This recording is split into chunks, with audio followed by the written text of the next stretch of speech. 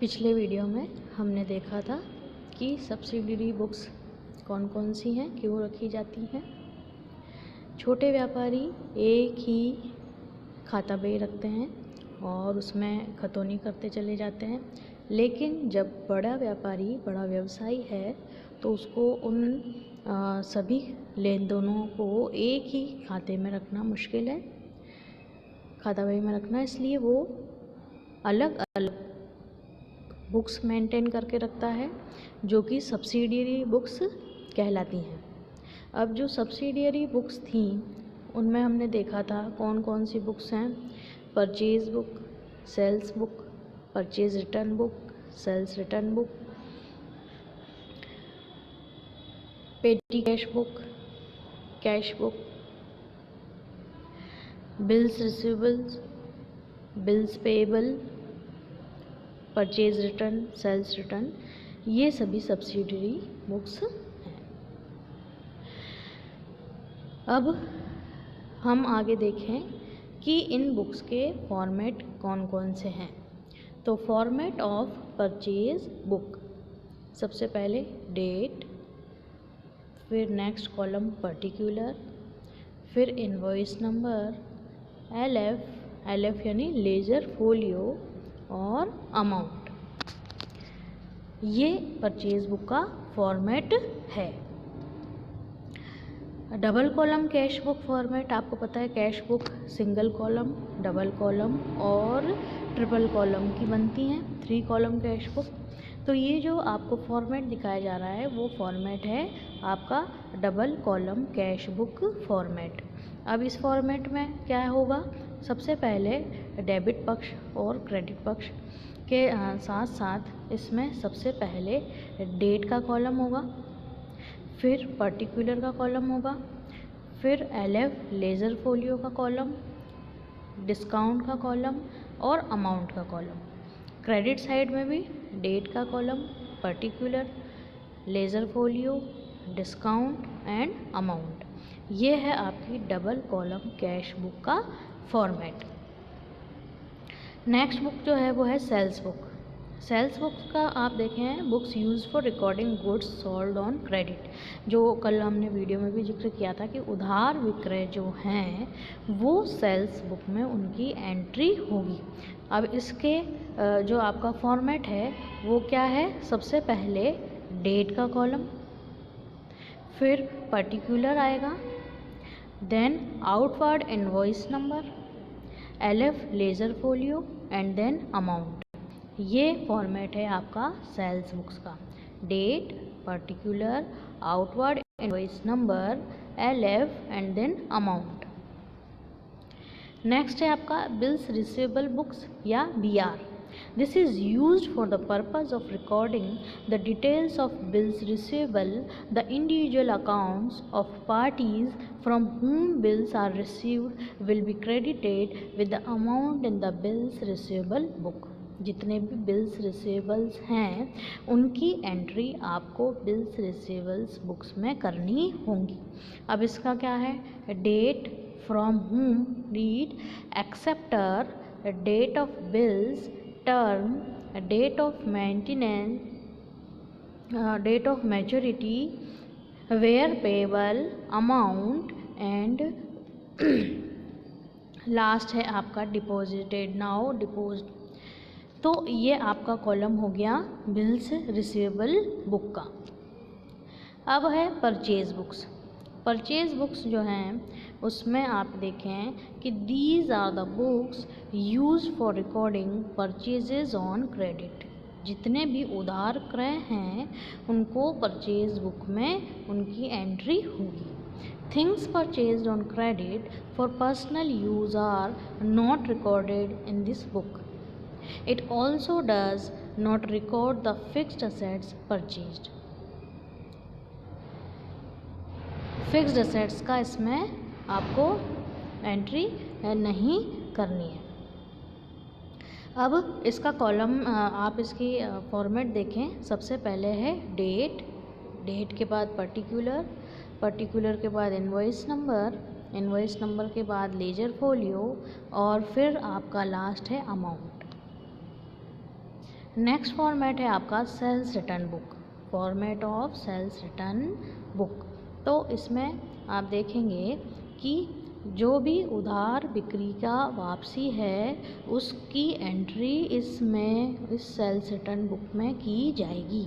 सबसे पहला आपका होगा डेट, नेक्स्ट आपका particular, then ledger folio, then credit note and then amount.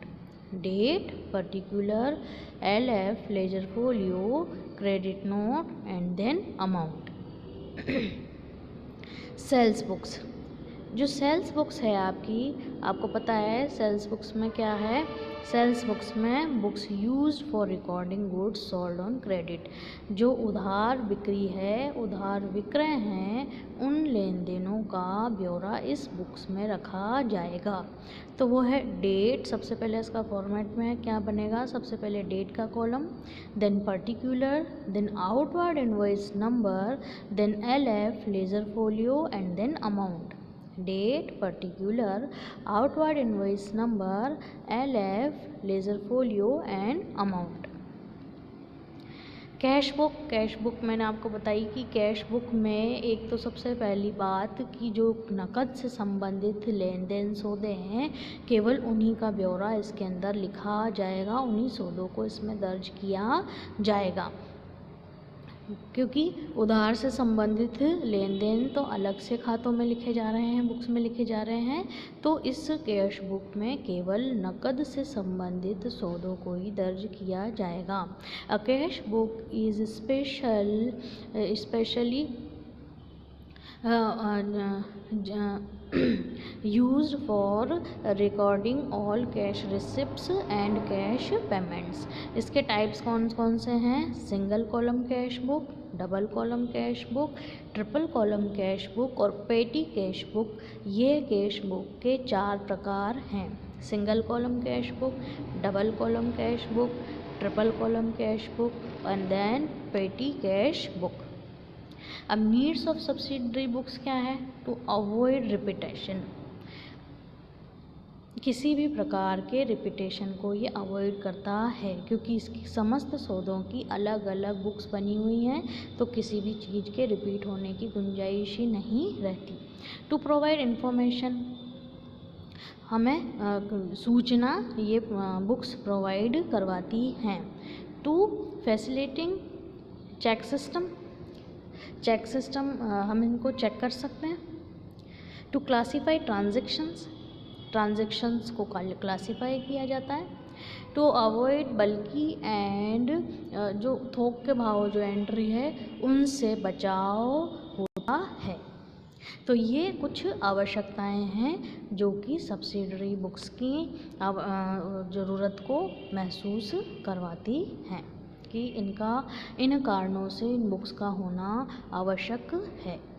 Then bills payable books, इसमें क्या होगा, this is used for the purpose of recording the details of bills payable, the individual accounts of the parties to whom the bills are issued will be debited with the corresponding amount in the bills payable book. The periodic total is posted to the credit of bills payable account in the ledger by writing by sundries as per bills payable book।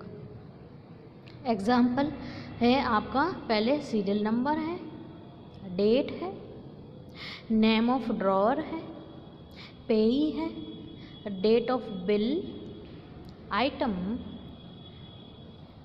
Term जो है कितने दिनों के लिए है, date of maturity है, किसके द्वारा पेमेंट होगा, where payable, amount and then remark. ये आपका बिल्स पेएबल बुक का फॉर्मेट है। जैसे इसमें दिया है 16 मई को एस एंड कंपनी ने, पेई कौन है, Arya mills, date of bill क्या है 16 मई टर्म है इसकी कितना 30 डेज, तो 16 मई से 16 जून जो है वो डेट ऑफ मैच्योरिटी हो गई। And where payable oriental bank and then amount is 5000 rupees. क्योंकि डेट ऑफ बिल है 16 मई, टर्म है इसकी 30 डेज़, तो डेट ऑफ मैच्योरिटी 16 मई में एक महीना 30 डेज़ हम ऐड करेंगे तो वो 16 जून हो जाएगी। अब फॉर्मेट ऑफ पेएबल बुक, अभी हमने उदाहरण देखा, हम इसका एक बार फॉर्मेट और देख लेते हैं। Date to whom given, term, due date, ledger folio and then amount. Date to whom given, term, due date, ledger folio and then amount. Petty cash book. अब पेटी कैश बुक में क्या होता है? पेटी कैश बुक में जो सौदे नकद में किए गए हैं लेन देन, इसमें छोटी छोटी जो कैश से संबंधित खर्चे हैं बहुत छोटे छोटे से, जैसे स्टेशनरी पर अगर कोई खर्च किया गया है, कोई छोटे मोटा चाय कॉफ़ी पर अगर किसी तरह का, चाइल्ड फीस अगर किसी प्रकार की है, पोस्टेज अगर इसके अंदर है, रिफ़्रेशमेंट अगर कोई हुआ है, तो इतनी छोटी छोटी नकद, इतने छोटे छोटे खर्चों को इसमें लिखा जाता है, तो ये कहलाता है पेटी कैश बुक। और इसका फॉर्मेट में आपको दिखाना है अमाउंट रिसीव्ड सबसे पहले, कि पहले ओवरऑल अमाउंट कितना रिसीव्ड हुआ था, और फिर उसके बाद में डेट का column, then particular, then amount, then सारे जो भी सन्ड्रीज एक्सपेंसेस हैं उनको अलग अलग शो ऑफ कर दिया जाएगा। जैसे पोस्टेज पे अगर कोई खर्च हुआ है, कैरिज पे अगर कोई खर्च हुआ है, ट्रैवलिंग पे अगर कोई खर्च हुआ है, या सन्ड्री एक्सपेंसेस विविध प्रकार के अगर कोई व्यय हैं तो उनको अलग से इसमें शो किया जाएगा। ये है आपका पेटी कैश बुक।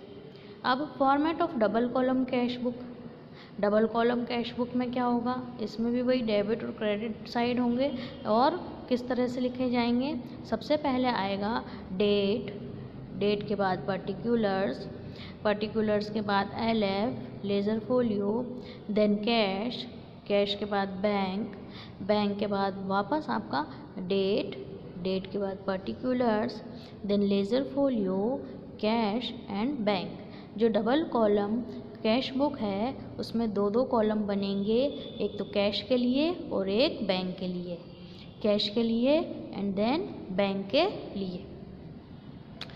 एक पेटी कैश बुक का और है, इसमें वही आ जाएगा सारा, अमाउंट रिसीव्ड पहले आ जाएगी, फिर उसके बाद में आप डेट, पर्टिकुलर, वही वाउचर नंबर, ये सभी आ जाएंगे, है ना।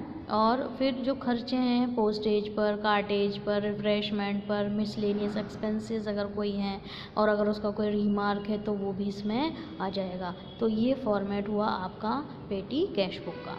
अब format of single column cash book. जो एक सिंगल कॉलम कैश बुक बनेगी तो किस तरह से बनेगी, उसका भी डेबिट एंड क्रेडिट पोर्शन है। और किस तरह से, सबसे पहले डेट का कॉलम, देन पर्टिकुलर आ जाएगा, then ledger folio, then amount, वापस date, particulars, ledger folio and then amount. ये आपका सिंगल कॉलम कैश बुक है। अब analytical petty cash book. Analytical petty cash book में क्या है? पहले amount received, then date, then particulars, then voucher number, then total, then travelling expenses, जो भी खर्चे हैं, पोस्टेज है, स्टेशनरी पर है, रिपेयर पर हुआ है, मिसलेनियस एक्सपेंसेस कौन कौन से, उनको अलग अलग दिखाया जाएगा। जैसे इसमें दिखाया गया है कि अमाउंट रिसीव्ड कितनी हुई, 400 रुपये। अब जो भी खर्चे हुए हैं तो पहले उनको लिखते जाएंगे। कैसे होगा? 1 जनवरी को रिसीव्ड हुआ, कैश रिसीव्ड हुआ जो हमने 400 रुपये बता दिया। अब उसके बाद में जो भी खर्चे हो रहे हैं उनको हम लिखते जा रहे हैं साथ में, है ना। ट्रैवलिंग पर खर्चा हुआ तो वो हमने ट्रैवलिंग में लिख दिया। टैक्सी या हायर अकाउंट में है तो वो हमने उसको पर्टिकुलर कॉलम में डाल दिया। फिर स्टेशनरी पर अगर कोई खर्च हुआ है तो स्टेशनरी पर हमने उसको दिखा दिया, है ना। इसी तरीके से और अलग से अगर और हुआ है खर्चा तो और हमने उसको दिखा दिया। फिर उसके अलावा टेलीग्राम अकाउंट, टेलीग्राम पर अगर किसी प्रकार का कोई खर्च है तो वो उसको हम दिखा रहे हैं। बस फेयर अगर है तो वो ट्रैवलिंग के अंदर आ जाएगा। इसी तरीके से पोस्टेज है तो पोस्टेज के कॉलम में आ जाएगा। रिपेयर है तो रिपेयर के अंदर वो आ जाएगा। अब ये टोटल हो गया, सभी का एक साथ टोटल किया गया। टोटल करने के बाद में हमने ये चेक कर लिया कि हमारे पास बैलेंस कितना बचा है। और अब ये देख लीजिए कि 400 रुपये हमें प्राप्त हुए थे, उन पर खर्चे हो गए 356 रुपये के, और 44 रुपये जो है वो हमारा बैलेंस बच गया है।